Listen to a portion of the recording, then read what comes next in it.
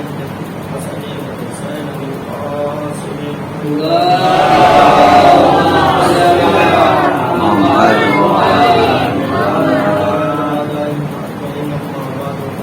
قال الله تبارك وتعالى في كتابه المجيد والقرآن الحكيم بسم الله الرحمن الرحيم ومن يبتغ غير الإسلام دينا فلن يقبل منه وهو في الآخرة من الخاسرين. اللهم صل على محمد وآل محمد.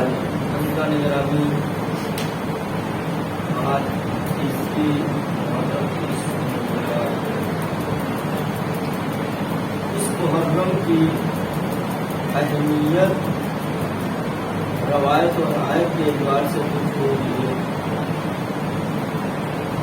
آپ ان سے پوچھے تو پردیس قسم سے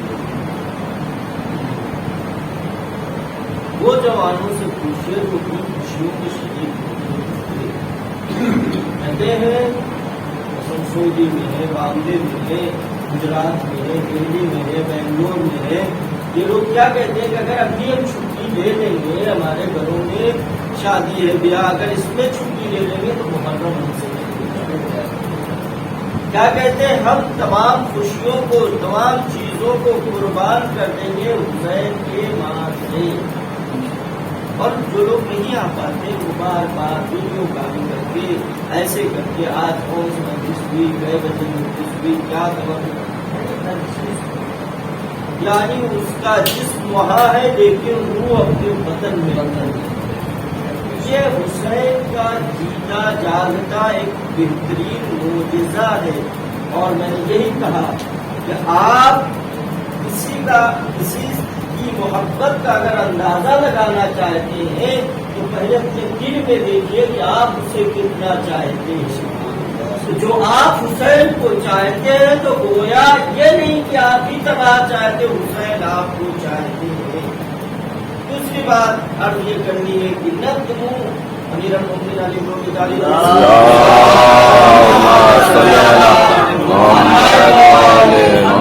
نظمو امورکم، اپنے امر میں نظم. آج یہ جو بہرحال اس سال ماہ محرم میں جو میں دیکھ رہا ہوں ہر جگہ مجلس تاخیر سے ہو رہی، وہی مجمع ہے، وہی افراد ہیں، نوحہ خان ہے، سوز خان ہے، تمام چیز. چونکہ ہمارے یہاں نظم نہیں ہے، وہ دیکھ رہے ٹائم ہے، وہ دیکھ رہے ٹائم ہے. ہم کس لیے آئے؟ محرم کرنے آئے. جو مجلس ختم ہونے کا وقت ہے وہ مجلس شروع اس پہ بھی نہیں ہو رہی. کل یہ مجلس 9:15 پونے 9 بجے شروع ہو گئی تھی، آج یہ مجلس 9:35 میں شروع ہو گئی. اس کا مطلب یہ کہ ایک مجلس اگر تاخیر سے ہوئی تو دوسری مجلس بخود پورا نظم خراب ہو جائے گا. لہذا ہماری گزارش یہ ہے کہ 2 ہی آدمی رہے لیکن اپنے وقت کے کام شروع ہو جائے. وقت ہمارا انتظار نہیں کرے گا، وقت اپنی رفتار کے ساتھ بڑھ رہا ہے. ہمیں اپنے کام کو وقت کے اوپر انجام دینا چاہیے، چاہے 4 آدمی ہو، چاہے 6 آدمی ہو، چاہے لاؤڈ اسپیکر ہو یا نہ ہو. ہمیں کس کو سنانا ہو، کسے سننا ہے وہ موجود ہے. صلوات پڑھ دیں محمد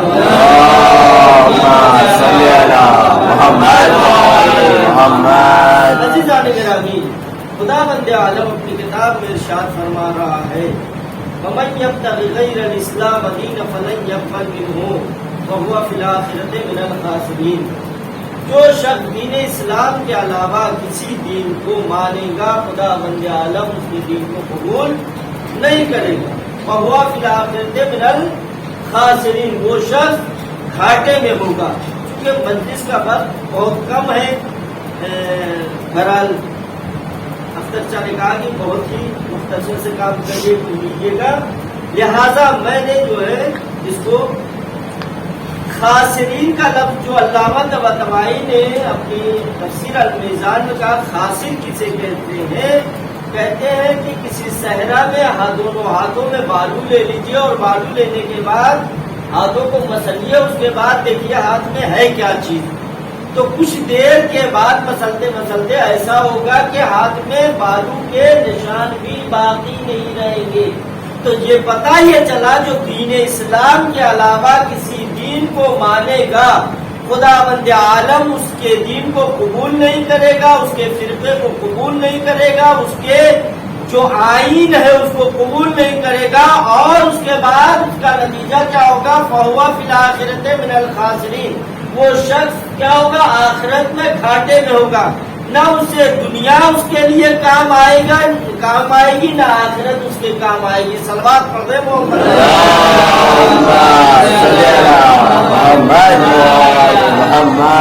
میں کہوں گا پروردگار عالم، وہ دین تو بتا دیا، لیکن وہ دین کون سا دین ہے جسے تم قبول کر رہا ہے؟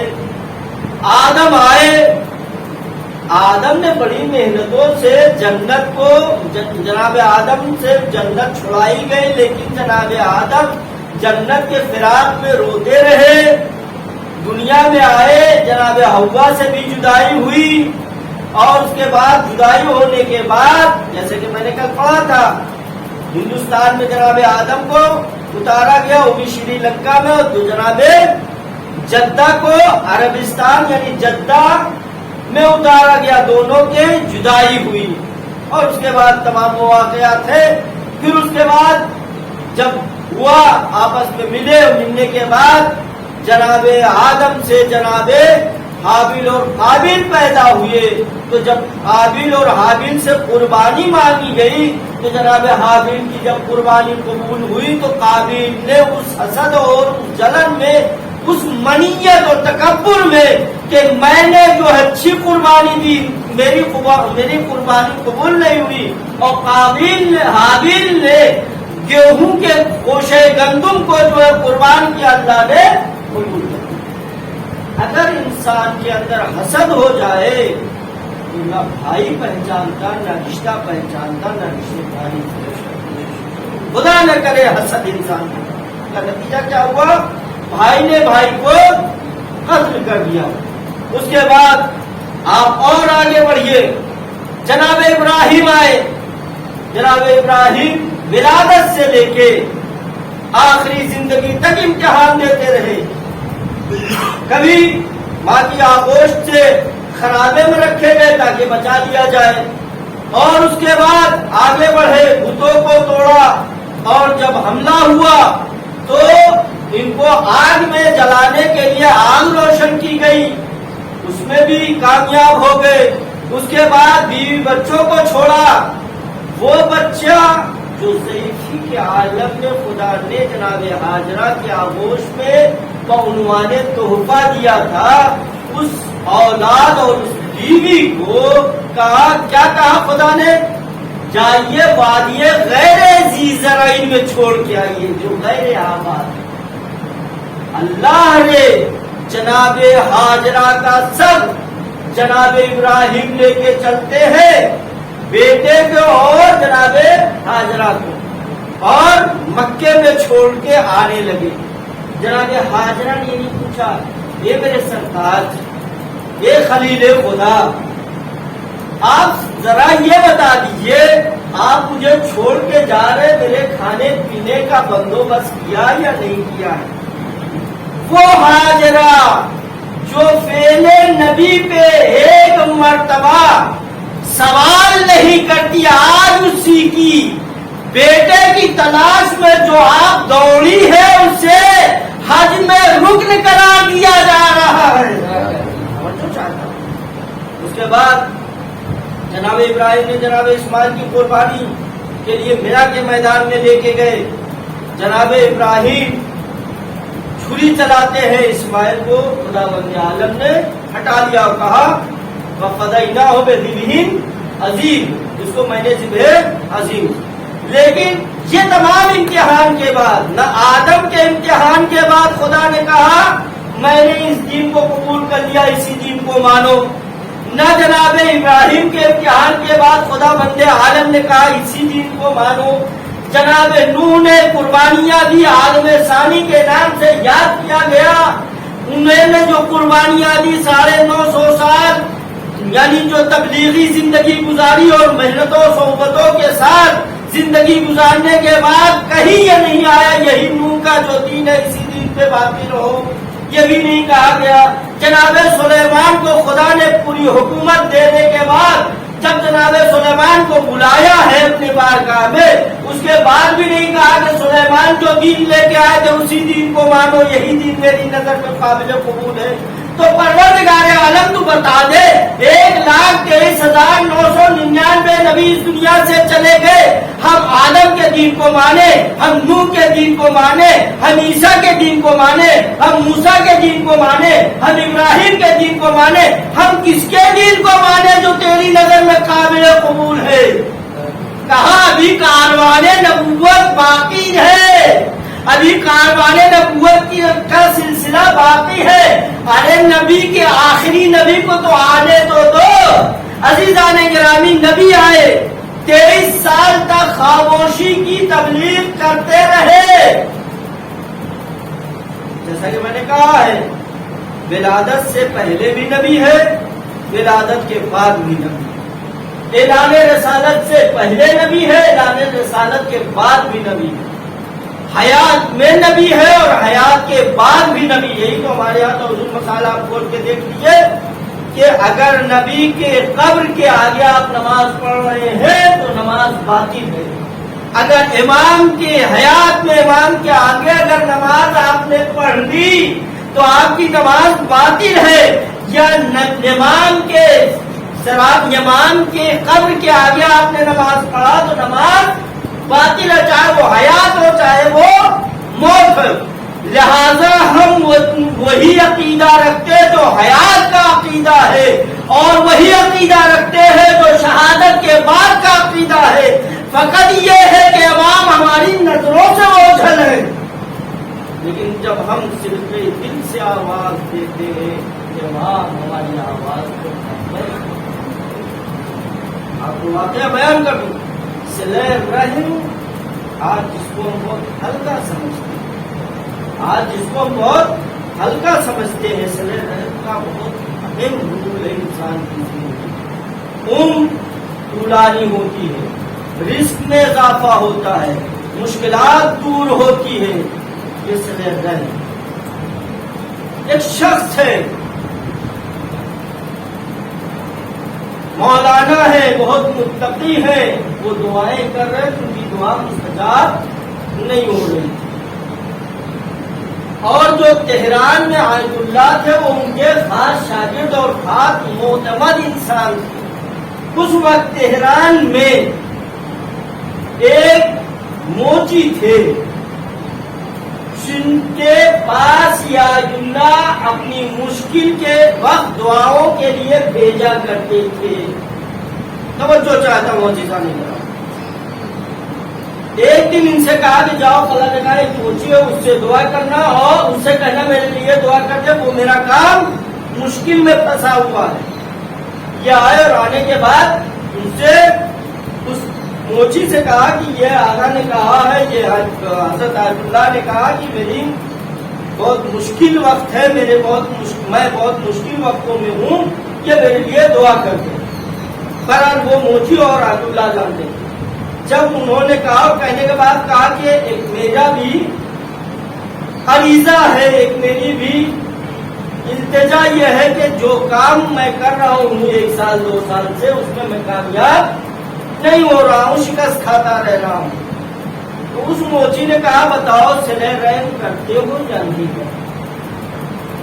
اب آپ بتائیں، موچی ہے اور ایک مولانا سے سوال کر رہا صلہ رحم کرتے ہو یا نہیں کرتے ہو؟ تو ان کے پورے جسم کے رونگٹے کھڑے ہو گئے کہ ایک عام آدمی جو چپل سی رہا ہے، جوتے سل رہا ہے، پالش کر رہا ہے، وہ ہم سے سوال کر رہا ہے صلہ رحم کرتے ہو یا نہیں کرتے ہو؟ اس کا مطلب یہ ہے جو صلہ رحم ہم جانتے ہیں اس سے بڑا صلہ رحم یہ جانتا ہے۔ کہا کہ ہاں ہم تو کرتے ہیں۔ کہا بھائی سے ملتے ہو یا نہیں ملتے؟ باپ کی خدمت کرتے ہو نہیں کرتے؟ ماں کے قدموں کو چومتے ہو یا نہیں چومتے؟ پھوپھیوں کے یہاں جاتے ہو یا نہیں جاتے؟ چچا کے یہاں جاتے ہو یا نہیں جاتے؟ چچیوں سے ملتے ہو نہیں ملتے؟ بہنوں سے ملاقات ہوتی یا نہیں ہوتی، عزیز و اقارب کو سلام کرتے ہو نہیں کرتے، تمام چیزوں سوال کرتے رہے۔ کہا میں سب سے تو ملتا ہوں، ایک میری غریب پھوپھی ہے۔ جو چاہتا ہوں اسے جانے دیا۔ جو آج کا ماحول ہوا ہے وہ یہ ہے، امیروں کو دسترخوان پہ بلایا جاتا ہے، اگر غریب اپنا بھی ہے تو کہتے ہیں جا کے پلیٹ میں لے لیجیے کھا لیجیے۔ کسی کو کسی کی شکلیں کرنے کا حق نہیں۔ دیکھیے سب میں بیٹھ گئے، بہنوں دو ایاز، نہ کوئی بندہ رہا نہ کوئی بندہ لگا۔ اگر آپ نے اور ہم نے دسترخوان بچھا دیا تو چاہے امیر ہو چاہے وہ غریب ہو، سب کو بٹھا جاتا ہے۔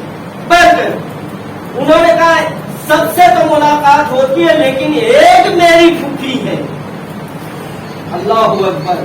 ان سے گاہے بگاہے جب ادھر سے میں گزرتا ہوں تو اگر راستے میں مل جاتی ہیں اور میں گاڑی پہ بیٹھے رہتا ہوں، انہیں سلام کر کے گزر جاتا ہوں۔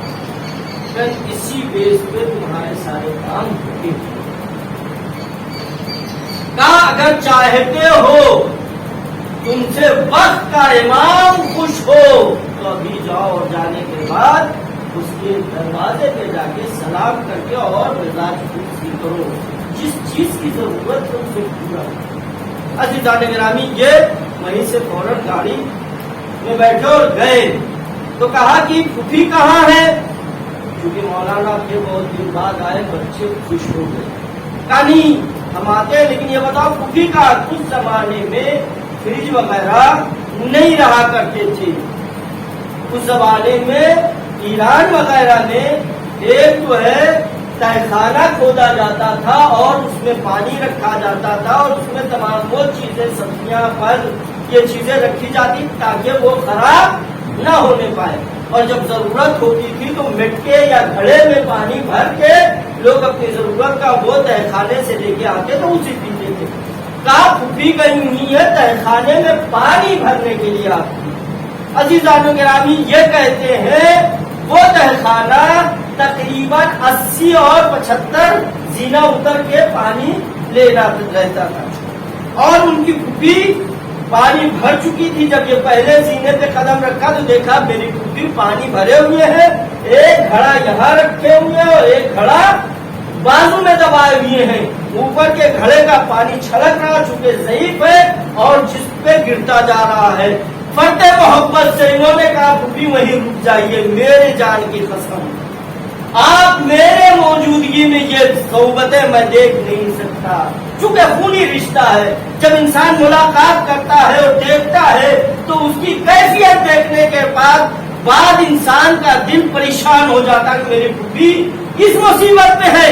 ایک مرتبہ انہوں نے اپنی قسم اور اپنا واسطہ دیا کہ آپ رک جائیے، اور رکنے کے بعد وہ رک جاتی ہیں۔ رکنے کے بعد یہ فوراً پہنچتے ہیں، گھڑے کو بے نہیں جیسے پھوپھی رکھی تھی، ایک وہی امامہ پہنے ہوئے ہیں، قبا پہنے ہوئے ہیں، ردا ڈالے ہوئے ہیں، اور انہوں نے ایک گھڑا شانے پہ رکھا اور دوسرے گھڑے کو پہلو میں دبایا، اور جیسے ہی دوسرے زینے پہ قدم رکھا کیا دیکھا؟ وقت کا امام پہلے زینے پہ کھڑا ہو کے مسکرا رہا ہے۔ کہا السلام علیکم یا ابا صالح المہدی۔ کہا دیکھو عزیزان گرامی، کہنے کا مقصد یہ ہے تم صلہ رحم کرتے جاؤ، تمہارا وقت کا امام تم سے خود ملنے آئے گا۔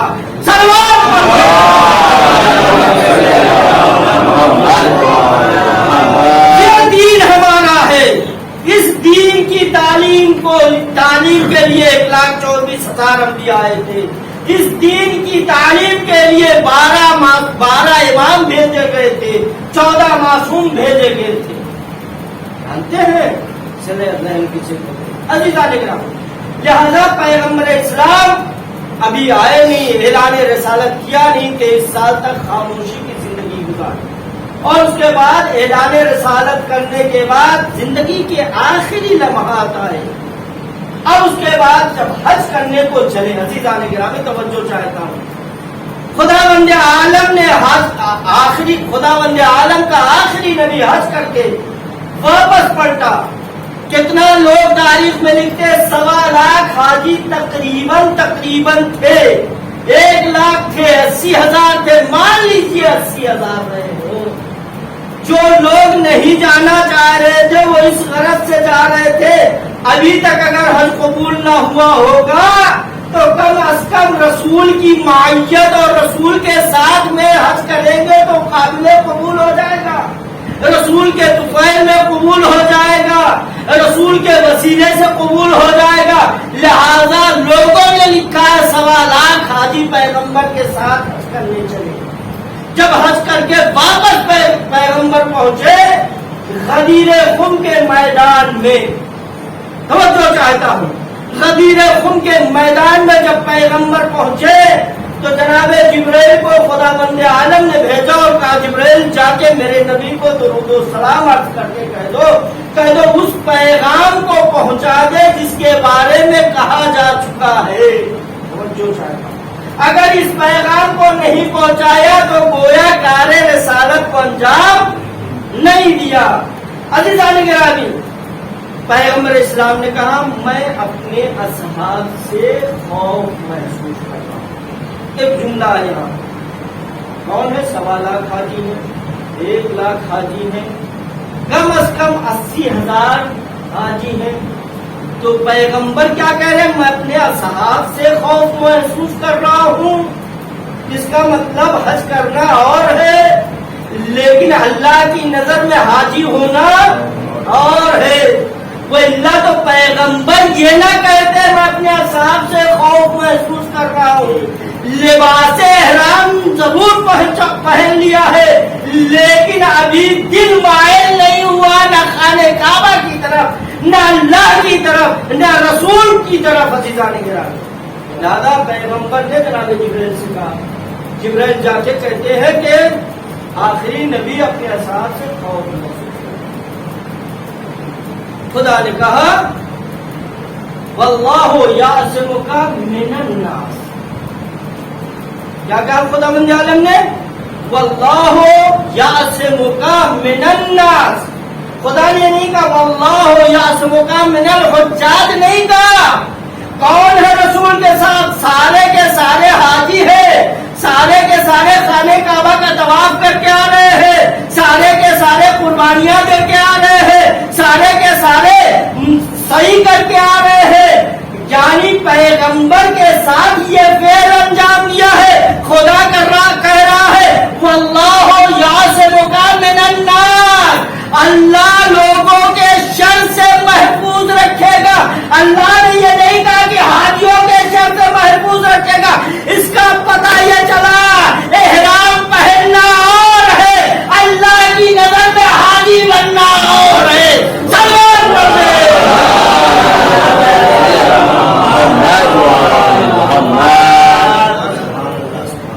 جو مجمع آگے بڑھ چکا تھا اسے پیچھے بلایا گیا، وہ پیچھے رہا، اسے آگے بلایا۔ یہ پورا واقعہ ہے اور پیغمبر نے حسین و بلیغ خطبہ دیا۔ اس کے بعد کہا کیا میں تمہارے نفسوں پہ تم سے زیادہ والا بے تصرف نہیں ہوں؟ کہا بھلا یا رسول اللہ، آپ ہمارے نفسوں پہ ہم سے زیادہ والا۔ ممبر بنائے گا، وہ تمام چیزیں آپ کے پیش نظر ہے، آپ جانتے ہیں۔ جو بات کہنی ہو بات یہ ہے کہ پروردگار عالم کے آخری نبی نے خطبہ دینے کے بعد مولا کائنات کو بلایا اور بلانے کے بعد اپنے دونوں ہاتھوں سے بازو علی کو پکڑا اور اتنا اٹھایا کہ دونوں بغل کی سفیدی دکھائی دے رہی تھی۔ ایک ذاکر نے بہت اچھا جملہ پڑھا ہے، خدا ان کی روح کو آل محمد کے ساتھ محشور کرے، اس جملے کا ثواب ان تک پہنچے۔ انہوں نے اپنی خطابت میں کہا یوں پیغمبر نے اٹھایا کہ کمرے نبوت جو ہے غروب کر رہا تھا اور آفتاب امامت طلوع ہو رہا تھا۔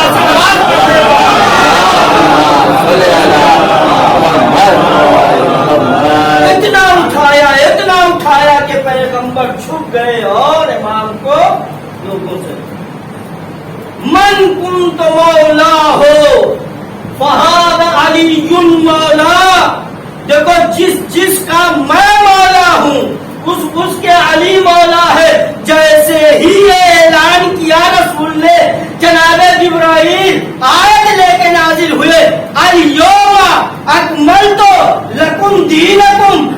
अतममतु अलैकुम निअमती व रदीतु लकुमुल इस्लाम दीना। आदम आए चले गए, नूह आए चले गए, इब्राहिम आए चले गए, मूसा आए चले गए, कहीं आयत नाजिल नहीं हुई। नबी आखिरी हज करके जा रहे हैं, जब तक अली की विलायत का ऐलान नहीं किया तब तक कोई आयत नाजिल नहीं हुई। जैसे अली की विलायत का ऐलान किया आयत नाजिल हुई, अल-यौमा अकमलतु लकुम दीनकुम, आज के दिन दीन कामिल हो गया, नेमतें तमाम हो गई, खुदा तुम्हारे दीन से राजी हो गया, तुम भी खुदा के दीन से राजी हो जाओ। बस ये पता चला अल्लाह को जो दीन पसंद है वो दीन पसंद है जो अली की विलायत से मुतमस्सिक हो। सलमान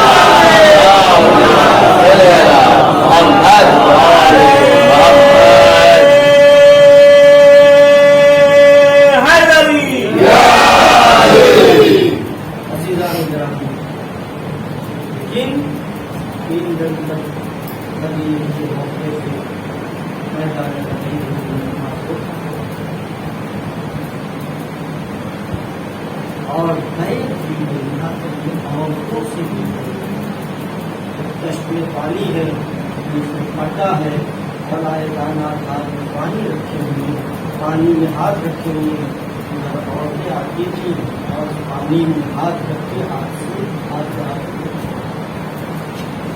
لیکن 28 سفر کو پیغمبر کی آنکھ بند ہو گئی۔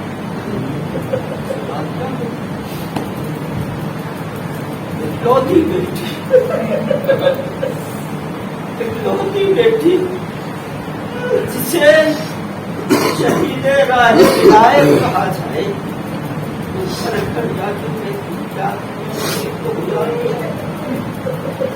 مدینے والوں کیا تم نے حکیم کو بلا دیا؟ کابل بھی آئے لیکن 3 گھنٹے یا 3.5 گھنٹے یا 4 گھنٹے دربار میں پہنچی، جب گئی ہے تو بال سیاہ تھے، لیکن جب پلٹی ہے تو بال سفید ہو چکے تھے، کمر چھپ چکی تھی۔ جب نے دیکھا کعبہ چلے گیا، ارے جوان میرے تھی تو بال آپ کے سفید نہیں تھے، ارے پلٹی ہے تو کمر بھی چھپ چکی ہے، ارے بال بھی سفید ہو گئے۔ یہ مدینہ ہے، ارے جب شام میں تم جاؤ گے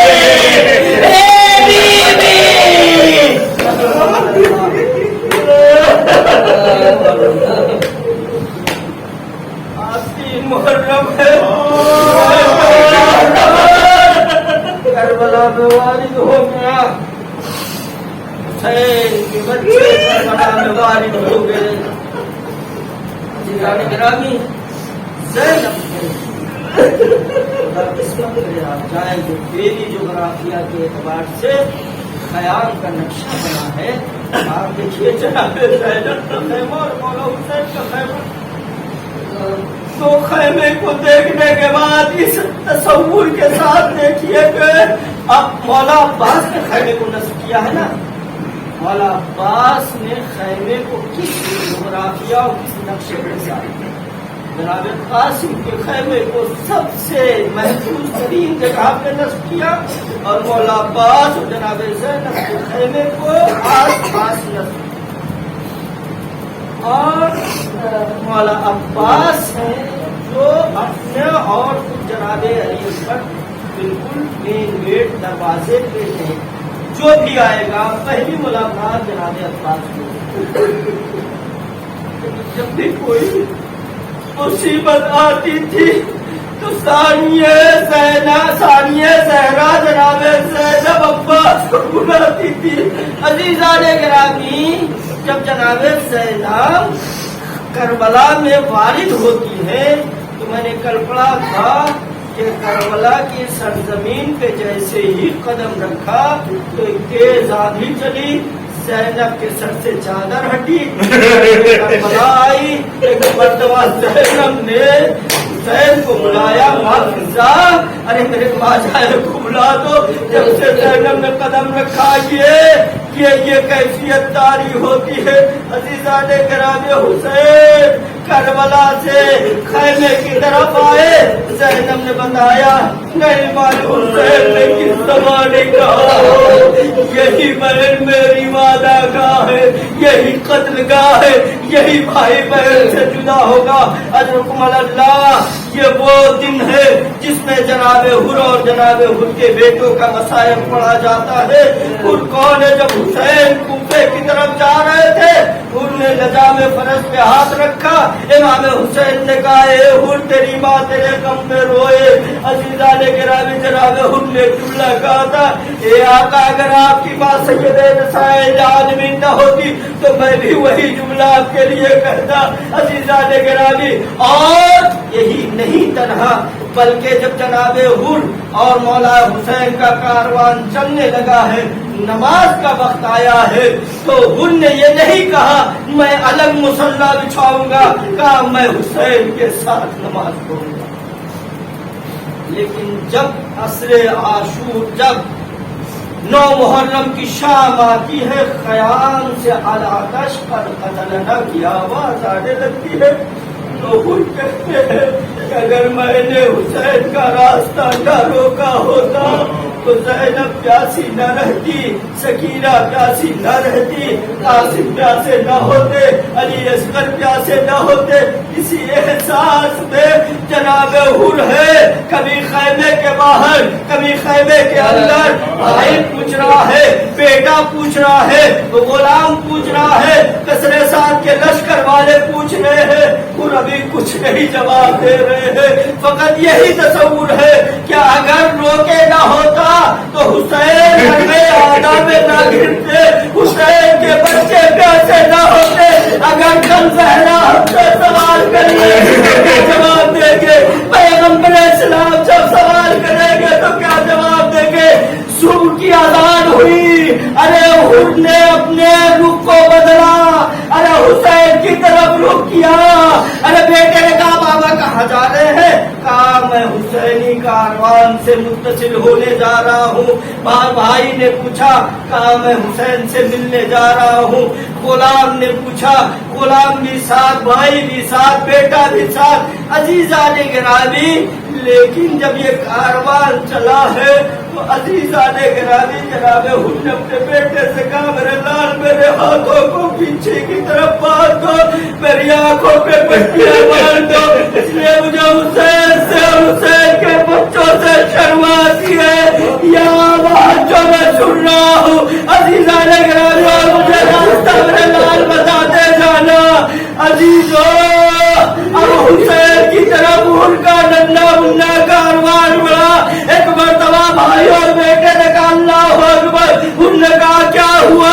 کہا قاسم آگے بڑھ رہے ہیں, شبیہ رسول آگے بڑھ رہے ہیں, ارے آنا محمد آگے بڑھ رہے ہیں, تھوڑا سے اور آگے بڑھے. ایک مرتبہ بلند آواز سے آواز دی اللہ اکبر. کہا میرے عالم کیا ہوا؟ کہا اللہ لشکر ایک مرتبہ آگے بڑھے. ایک آواز آئی اللہ اکبر اللہ اکبر. جناب حر نے پوچھا میرے لال کیا ہوا؟ کہا خود حسین آگے بڑھے. حر پہنچتے ہیں اپنے سر کو قدم رسول قدم بابا حسین پہ رکھ دیا اور کہا آقا ارے یہ سر آپ کے قدم سے اس وقت تک نہ اٹھے گا جب تک آپ کے معاف نہ کر دیجیے گا. حسین نواز رسول تھے. حر کو اپنے سینے سے لگایا, سینے سے لگانے کے بعد کہا یہ حر تمہاری ماں نے تمہارا بڑا اچھا نام رکھا ہے, تم دنیا میں بھی آزاد تھے اور آخرت میں بھی آزاد ہو. حر نے کہا اے آقا, لیکن حر سے بابا حسین نے کہا اے حر جب اس وقت راستے میں ملاقات کیا تھے تو حسین کے پاس پانی تھا, حسین نے مہربانی کی اے حسین ہو, ارے حسین کے خیمے اتنا پانی نہیں ہے جو میں تجھے پلا سکوں. حر نے کہا ارے اجازت دی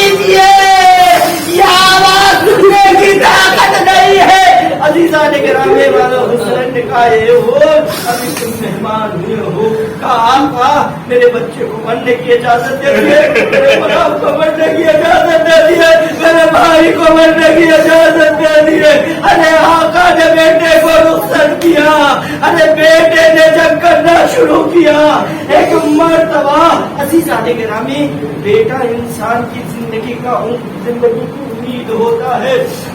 ایک مرتبہ جب بیٹا جاتا ہے، نہیں معلوم مکتب نے کچھ نہیں لکھا کہ ان کی کیا کیفیت رہی ہوگی، یہ کسی نے نہیں بیان کیا ہے۔ خود کا بیٹا گیا، لیکن جب گیا ہے، جنگ کرتے کرتے جب اس نے آواز کیا یا بتا میرے بابا میری مدد پائیے، خود نے اپنے ہاتھوں کو زمین پہ ٹیکا اور خیمے سے نکل کے مکتب کی طرف چلنا چاہ رہے تھے۔ ارے حسین نے بازوؤں کو پکڑا، اے ہو ارے بیٹے کا معاملہ ہے، ارے تیری ضعیفی کا عالم ہے، یہ غم برداشت نہیں ہو سکتا۔ میں کہوں گا آقا، ارے ان کا بلا خیال، ارے اس وقت کہوں گا، ارے جب علی اکبر آواز دیں گے یا بتا رہے گا ملی سلام، ارے حسین کی آواز سننے کے بعد کا یا بنیا بادک لفا، اے میرے لال علی اکبر، ارے تمہاری اس آواز کے بعد حسین کے لیے دنیا انا للہ و انا الیہ راجعون۔ رضا بالقضاء والتسلیم جملے سے عالم الذی جعل لنا الحمدی۔ اے پروردگارا، بانیان مجلس کی تمام ہماری شریعت قبول فرما۔ جو مجلس کو سن رہے ہیں، چاہے یہاں پر شہزاد ہو، چاہے جہاں سے سن رہے ہیں، معبود ان کی تمام ہماری شریعت قبول فرما، ان سے بلاؤں کو دور فرما، ان کو شر شیطان سے محفوظ رکھا۔ میرے معبود ہمیں عزادار اور واقعی عزادار بنا کے اس دنیا میں معبود کی جو واسطہ مریض ان کو شفا کامل واجب ہے، جو پریشان ہیں ان کی پریشانیوں کو دور فرما، تعبیر فرما۔